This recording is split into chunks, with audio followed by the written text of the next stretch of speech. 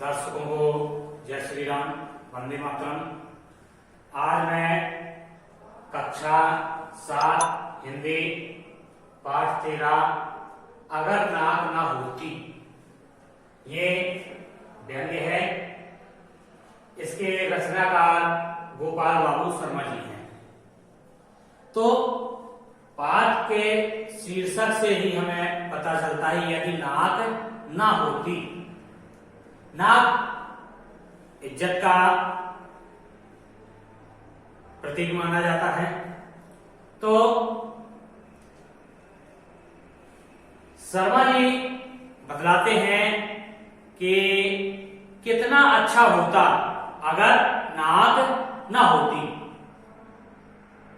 इस संसार में यदि नाक नहीं होती तो कितना अच्छा होता। नाक की चिंता में आदमी का जीना मुहाल हो गया है। तो नाक रखने की खातिर लोग मुकदमेबाजी तक करने लगते हैं और उसी मुकदमेबाजी में वो बर्बाद होते चले जाते हैं। कर्ज लेकर शादी ब्याह करते हैं, दिखावा करते हैं, लोगों को अच्छा भोजन कराने की चेष्टा करते हैं। उसमें चाहे कर्ज चाहे जितना बढ़ता चला जाए और जन्म पर ही नहीं मृत्यु पर भी दावत देते हैं। सवाल किसका है? नाक का। कि अरे मृत्यु में भोजन नहीं करवाया, इतने ब्राह्मणों को नहीं खिलाया, नाक कट जाएगी समाज में हमारी। तो नाक की खातिर वो कर्ज लेकर भी वह कार्य करते हैं। खरीदने की औकात न होने पर भी मोह महंगी किस्त देकर भी टीवी, फ्रिज, कूलर, मोटरसाइकिल आदि वस्तुएं ले आते हैं। हमारी क्षमता नहीं उसके बावजूद भी पड़ोसी के यहाँ पे है तो हमारे पास भी ये होना चाहिए। अब ये नहीं देख रहे कि पड़ोसी के पास किन परिस्थितियों में आई है। पड़ोसी के पास है तो हमारी नाक न कट जाए, इसलिए हमें भी वह वस्तु खरीदनी है, क्षमता हो या ना हो, क्योंकि नाक नीची होने से डरते हैं। पड़ोसी एक गाड़ी ले आया तो हमें भी लानी ही है, चाहे हमारे उसमें तेल डलवाने की क्षमता हो या ना हो। इसलिए लाते हैं कि समाज में हमारी नाक न कट जाए। लोग अपनी धाक जमाने के लिए भी नाक ऊंची रखते हैं, समाज में हमारा मान हो, प्रतिष्ठा हो। और नाक के कारण आदमी को नाकों चने चबाने पड़ते हैं। किसके कारण? नाक बचाने के कारण। तो नाक बड़ी जल्दी कटती है, नाक बहुत जल्दी कट जाती है। क्यों? प्रायः बिना किसी हथियार के ही यह नाक काट ली जाती है। कैसे काट ली जाती है? आदमी की अपनी नाक के साथ साथ खानदान की भी नाक जुड़ी हुई होती है। हम कोई ऐसा कृत्य ना करें जिससे हमारा नाक कटने का तात्पर्य नाम मिट्टी में मिलना। तो हमारे साथ साथ हमारे परिवार की भी इज्जत बनी रहे। तो कभी कोई ऐसी वैसी बात हो जाए, लड़का घर से रूठ कर भाग जाए या कोई झूठा मूठा इल्जाम जान को लग जाए तो आदमी ही नहीं पूरे खानदान की नाक कट जाती है। तो कोई भी आपके ऊपर झूठा इल्जाम लग जाए कि उसने ऐसा किया था तो उस व्यक्ति के साथ साथ पूरे खानदान की इज्जत में धब्बा लगने की नौबत आ जाती है। तो किसकी खातिर? ये नाक बचाने की खातिर। अब यह भी एक मनोवैज्ञानिक सत्य है कि जिसकी नाक कट जाती है, यानी जो खुद नकटे होते हैं, वे दूसरों को भी नकटा देखना चाहते हैं। हमारा तो ऐसा हो गया है। अब ऐसा प्रयत्न किया जाए कि इसकी भी नाक कट ही जाए। इसने मेरी बेइज्जती की थी ना, भरे समाज में मैं इसकी बेइज्जती करूं, इस ताक में आदमी लगा रहता है, लाखों कोटि प्रयत्न करता है और मौका तके रहता है, ढूंढता रहता है कि हम इसकी बेइज्जती करें, इसकी भी नाक हम काट दें। मान न मान मैं तेरा मेहमान की तरह है, जुकाम आकर पसर जाता है और नाक में दम कर लेता है। हम आप सोचते हैं कि हमें जुकाम ना हो, पर मौसम जैसे आजकल मौसम बदल रहा है तो जुकाम वास्तविक है। लोग वक्त इसमें डरते हैं कि कहीं कोरोना ना हो जाए। तो अब इससे डरने के साथ साथ वो अपने आप को ऐसे दबा देते हैं, कहीं कोई घोटी कहीं कोई घोटी, कि हमारी नाक बहने ना पाए। क्यों? एक तो इसमें ये डर लगा रहता है कि कहीं कोई पड़ोसी अस्पताल में जाके कहना दे कि उसके यहाँ सर्दी खांसी है, तो कोरोना वाली टीम उठा आए और उठा के आपको 15 दिन के लिए पैक कर दे। तो ये सब किसके लिए? नाक के खातिर। भले उसको वह बीमारी है या नहीं, उससे मतलब नहीं है। यदि एक बार नाम हो गया कि इसके यहाँ पर ये है, तो पूरे समाज में किसके यहाँ पे कोरोना हुआ, उसके यहाँ पे, तो वो भी क्या है, नाक का सवाल रहता वहां पर भी। तो नाक तब बहुत बुरी लगती है जब वह किसी शुभ कार्य के वक्त अनायास छींक मार देती है। अब कहीं ये सब नाक का कारनामा है, हम आप कहीं जा रहे हैं तो एकाएक किसी ने छींक दिया। कैसे छींकेंगे? नाक से। अरे बहुत बेकार कर दिया यार, तो अशुभ हो गया। अब वास्तव में नाक और छींक दोनों पक्की सहेलियां हैं। नाक और छींक दोनों पक्की सहेलियां आपकी तरह, जैसे आप दोनों पक्की सहेलियां हैं ना, उसी तरह नाक और छींक दोनों पक्की सहेलियां हैं। जैसे आप इसके बिना वहां से नहीं जाती ना, उसी तरह। पर ज्यादातर लोग उन्हें अकेले ही देखना पसंद करते हैं। जैसे मैं भी चाहता हूं कि आप अकेले बैठे और आप शांति से पढ़ें, उसी तरह लोग ये भी चाहते हैं कि नाक और छींक हमेशा अलग अलग रहे। एक तरफ लोग छींक की वजह से छींकते हैं, तो दूसरे कुछ लोग नाक में फुरेडी डालकर जानबूझकर छींकते हैं। किसी के छींक नहीं आती तो रुमाल से या कोई तिनका लेंगे, नाक में डालेंगे और अच्छी ये उच्चारण करेंगे। तो जब आदमी का बुरा वक्त आता है तो उसे किसी से कोई काम करवाना होता है। तो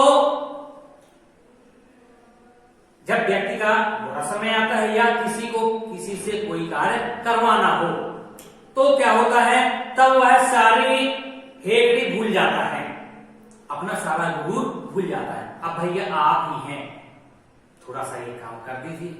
तो बस एक बार क्या 1000 बार नाक रगड़ता है। नाक रगड़ना, बार बार उस व्यक्ति के पास जाना। जैसे आपका मुझसे कोई काम है तो आप 1000 बार आएंगे कि अच्छा जी थोड़ा सा ऐसा बदला दीजिए, मेरे पास टाइम है या नहीं, तब भी आप 1000 बार आएंगे और कहेंगे कि आचार्य जी थोड़ा सा ये, या आपसे मुझे फीस पाना है तो मैं आपके घर 10 बार जाऊंगा, श्रीमान जी थोड़ा सा हम लोगों को वेतन की दिक्कत आ रही तो आप ये जमा कर दें। तो इस तरह से बार बार नाक रगड़नी पड़ रही है।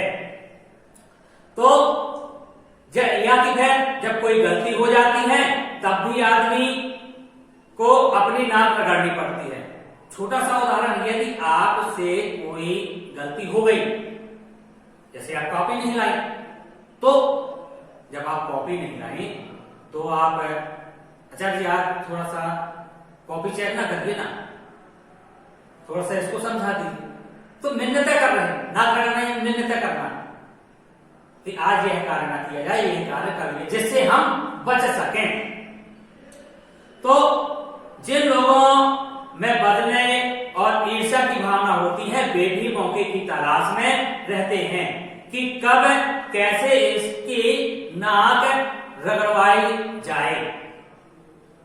जैसे किसी से दुश्मनी होती है, मैं देख रहा हूं, मौका पड़ने दो, आपसे भी यदि मैं नाक ना रगड़वा लूं तो फिर मेरा नाम ये नहीं, राम नहीं, श्याम नहीं, मोहन नहीं, जो भी XYZ आपका नाम है।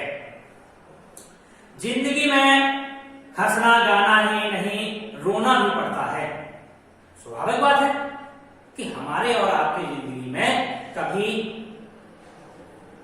सुख नहीं रहता है, कभी खुशी कभी गम, तो कभी सुख आता है और कभी दुख आता है। हंसने की बात छोड़िए, पर रोते समय आंखों से आंसू आते हैं तो नाक भी उसका साथ निभाती है। जब आप रो रहे हो तो आंख से तो आंसू बहते हैं, पर इसका साथ नाक भी निभाने लगती है। बहते आंसुओं को पहुंचना कोई बुरी बात नहीं, लेकिन नाक पहुंचने के लिए यदि कह दिया जाए, आंसू पहुंचने तक के लिए तो बढ़िया बात है कि उसके आंसू पहुंचे, पर यदि कह दिया जाए कि नाक पहुंची तो रोने का सारा मजा ही किरकिरा हो जाता है। यदि नाक पहुंचने की बात कही जाए कि नाक पहुंचने थोड़ा बेकार लग जाता है। अब गुस्सा भी बहुत है से लोगों को कि नाक पर रखा रहता है। नाक पर गुस्सा रखा रहना यानी थोड़ी थोड़ी बात में क्रोधित होना। उनसे जरा कुछ कहा नहीं कि बिना बात नाक खुला लेते हैं। कुछ है उनसे बात कही नहीं कि क्या होता है, वो अपनी नाक खुला लेते हैं। अब नाक खुला लेना और ये सब बातें करना, अब नाक में जितनी कमियां या बुराइयां हैं उससे ज्यादा उसमें अच्छाइयां भी हैं। अब नाक में बुराइयां तो है ही, प्लस उसमें कुछ अच्छाइयां भी हैं। इसलिए जिनकी नाक नहीं होती वे भी नाक लगाते हैं, प्रयास करते हैं। पहले की आप लोगों को बताया कि नाक होना इज्जत का सवाल है, तो जिनकी इज्जत नहीं भी होती है वो भी अपने ऐसा कार्य करते हैं कि समाज में हमारी प्रतिष्ठा बनी रहे, तो नाक लगाने की चेष्टा करते हैं। और भले ही इस बात पर कोई दूसरा नाक भौं सुकोड़े या सुकोड़ता रहे, आप अपनी इज्जत बनाने में लगे हुए हैं। इसमें कई लोग आपसे जलते भी हैं, और जब जलते हैं तो वो आपका अहित करने की सोचते रहते हैं। अब नाक हो और सुंदर हो तो सोने में सुहागा है। यदि नाक है तो सुंदर भी है तो फिर सोने में सुहागा। इसलिए कवियों ने नखशिख वर्णन के अंतर्गत और फुटकर रूप में भी नाक का काफी वर्णन किया है, और उसे सोने की हीरे मोती जड़ी नथ, नथुनी, लौंग, गुलाब आदि से सजाया है। हमारे आपके घर में भी माताएं बहनें हैं तो नाक में कोई लौंग पहनाता है, कोई नथनी पहनाता है, उसमें भी हीरे जड़ी सोने की। तो नाक को जितना सुंदर बनाया जाता है वो बहुत अच्छा लगता है। मध्यकालीन काव्य में नायिकाओं की नाक के लिए बहुत सी उपमाएं दी गई हैं। मध्यकालीन काल में नाक की उपमा के लिए बहुत सी उपमाएं दी गई। नाक के लिए नाक को चंपे की कली, तिल के सुगंधित फूल से निर्मित और तलवार की धार से बढ़कर बताया गया है। इससे चंपे की कली, तिल के सुगंधित फूल से निर्मित और तलवार की धार से। यहां तक तो ठीक है, पर एक बात समझ में नहीं आती कि अधिकांश कवियों ने नाक की उपमा तोते की चोंच से क्यों दी है। अब कई लोग कहते हैं कि नाक इसकी तोते की चोंच जैसी है। इसके कई अर्थ होते हैं, और सोचने की बात यह है कि ऐसी नाक किसी चेहरे पर चार चांद लगाएगी या दीवार में ठुके हुए उल्टे हुक्के सी नजर आएगी। किसके जैसे? जो सुअर की नाक की, सुअर की चोंच जैसे हुक्के लगी रहती है दीवार में, कोई वस्त्र टांगने के लिए। उपन्यास कहानियों में सुंदर नाक को सुतवा नाक कहा जाता है। ऊंची और दीर्घ नाक की तुलना कुल्हाड़ी से की जाती है। छोटी और सुकोमल नासिका को भेड़ की सी नाक की संज्ञा दी जाती है। तो जितने प्रकार की नाक रहती है, हर नाक को अलग अलग संज्ञाएं दी जाती हैं। नाक शरीर का सबसे महत्वपूर्ण अंग है। नाक शरीर का सबसे महत्वपूर्ण अंग है। अगर चित्त लेकर देखें तो यह बात अपने आप सिद्ध हो जाएगी कि हाथ, पांव, मुंह, कान, आंख आदि में सबसे ऊंचा स्थान नाक को ही प्राप्त है। यदि हम उल्टे लेटें तो हमारी नाक जमीन में पहले छुप जाएगी। तो इससे क्या सिद्ध होता है कि पूरे शरीर में नाक को सबसे ऊंचा स्थान प्राप्त है। क्यों? जब हम नीचे लेटते हैं तो सबसे पहले जमीन में हमारी नाक ही छुप जाती है। और अगर आंख आ जाए या चली जाए तो ऐसी स्थिति में काला चश्मा लगाया जा सकता है। कान कट फट जाए तो उसे कानटोपा पहनकर छिपाया जा सकता है। लेकिन अगर कहीं नाक कट जाए तो चेहरा रेगिस्तान की तरह एकदम सपाट अथवा चक्की सपाट दिखाई देगा। चेहरा बिल्कुल बेकार लगने लगेगा। तो हालांकि प्लास्टिक सर्जरी के द्वारा यह इलाज संभव है, परंतु वह इतना महंगा पड़ता है कि बड़े बड़े नक्कुसार को भी नानी याद आ जाती है। नाक लगवाने में एक तो भगवान करे सबकी नाक बनी रहे, यदि किसी की नाक कट भी जाती है, टूट भी जाती है, तो प्लास्टिक सर्जरी करवाने में इतना खर्च आ जाता है कि अच्छे से अच्छे धन्ना सेठ भी नाक नहीं लगवा पाते। और कुछ लोग नाक पर मक्खी तक बैठने नहीं देते। नाक में मक्खी बैठ जाए तत्काल। तो बहुत से ऐसे भी होते हैं कि जब कुंभकर्ण की नींद सोते हैं तो नाक नक्कासे सी बजती है। हम आप में से कोई जब सोते हैं तो घर्राटे मारते हुए नाक से आवाज निकलती है। और कई लोगों की नाक के नीचे कुछ भी होता रहे पर वे दीन दुनिया से बेखबर बने रहते हैं। पास में कुछ भी होता, नाक के नीचे होना यानी हमारे आसपास घटित होना। कुछ भी घटता रहे उससे कोई लेना देना नहीं, अपने काम से काम रहता है। तो ऐसे लोगों को भी कमी नहीं ऐसे लोगों की भी कमी नहीं जो दूसरों को नाक नचाते हैं। किसी की नाक पर दे मारना भी कई लोग अपनी शान समझते हैं। नाक के बल दे मारना अपनी शान यानी उसकी इज्जत समाप्त करना अपनी शान समझते हैं। कुछ लोग सचमुच नाकदार होते नहीं बल्कि बनते हैं। खैर जो भी हो, नाक रखने में ही सबकी भलाई है। नाक ना होती तो खुशबू और बदबू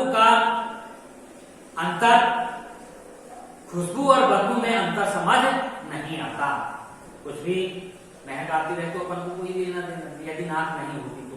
नाक का इतना अच्छा, यदि बगल में गुलाब के फूल लगे हैं, अच्छी सुगंध है, तो हम आपको वहां पर 2 मिनट ठहर जाएंगे। यदि कोई जानवर गला पड़ा हुआ है तो कहते हैं भले देखा नहीं है पर किसकी सहायता से, अरे यहाँ पे नहीं रुकना, आगे चलो भाई। तो किसकी सहायता से? इस नाक की सहायता से। और नाक के अभाव में चंदन, कपूर, इत्र, फुलैन आदि सब बेईमानी सब प्रतीत होती है। यदि नाक ना हो, सूंघने की शक्ति ना हो तो कोई भी सुगंध है वस्तु में, सुगंधित वस्तु में रखनी हो तो सब बेकार है। असली हींग और देसी घी का पता हमें नाक के द्वारा ही पता चलता है। अच्छी हींग महक रही, हाँ, और घी हाथ में लगाया असली भी ये डालडा नहीं है। तो किससे पता चलता है? नाक से। देखकर भी तो हम बता सकते, देखने में हमें पता नहीं चलता। अब लोगों की नजरों में फर्क आता जा रहा है। कहीं नजर उठ रही है, कहीं गिर रही है, कहीं गड़ रही है, और इसी के साथ चश्मों की जरूरत भी बढ़ रही है। मुझे भी आप देख रहे हैं, मैं भी चश्मा लगाए हुए हूं। तो किसके ऊपर रखी है ये चश्मा? नाक के ऊपर। चश्मा चाहे नजर बढ़ाने का हो या नजर छुपाने का, चाहे धूप से बचने का हो, अगर नाक ना होती तो चश्मा कहां ठहरता? नीचे आ जाता। तो किसके सहारे टिका है ये चश्मा? नाक के सहारे। और नाक ही तो चश्मे का अच्छा खासा स्टैंड है। आपने सुना होगा बस स्टैंड, रेलवे स्टैंड, हवाई स्टैंड। तो ये चश्मा स्टैंड है नाक। क्या है नाक? चश्मा स्टैंड। सिर और मुंह के बीच नाक कटलेट की भांति रहती है, पर हकीकत यह है कि इसे खाने की नौबत नहीं आती। लोग जब चाहे किसी का सिर खा सकते हैं, दिमाग और खोपड़ी चाट सकते हैं, पर नाक के साथ ऐसा कुछ नहीं हो सकता। अच्छे अच्छे चटोरों को भी यहां मुंह की खानी पड़ जाती है।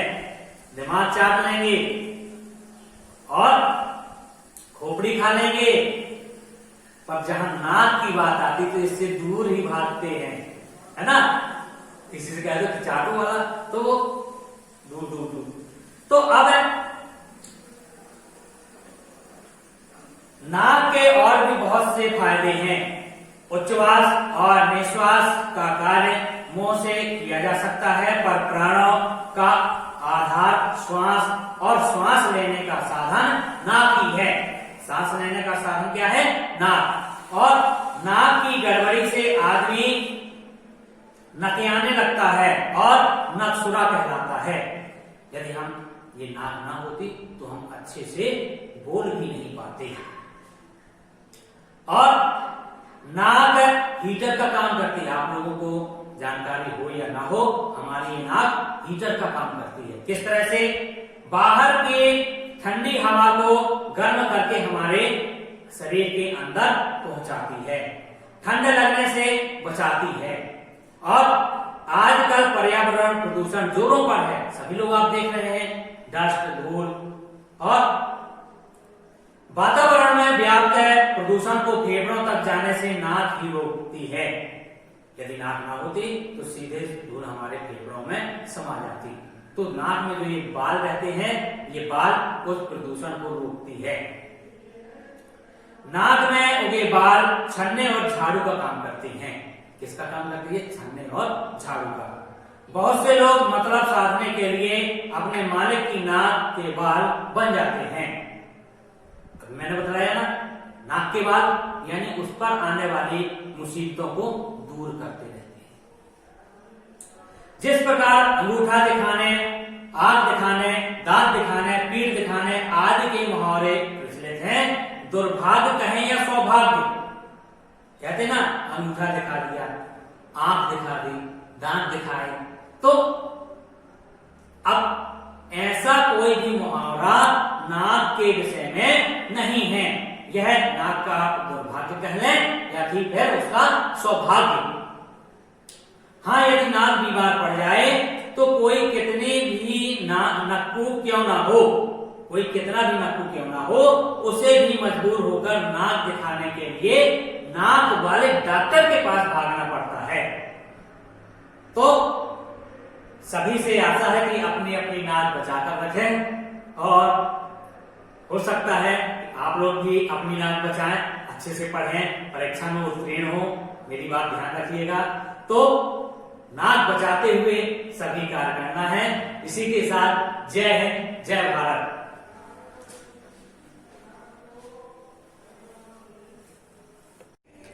आप निरंतर आगे बढ़ते रहें। यदि आपको यह वीडियो अच्छा लगा हो तो लाइक, शेयर, यदि नए हों तो सब्सक्राइब करना ना भूलें।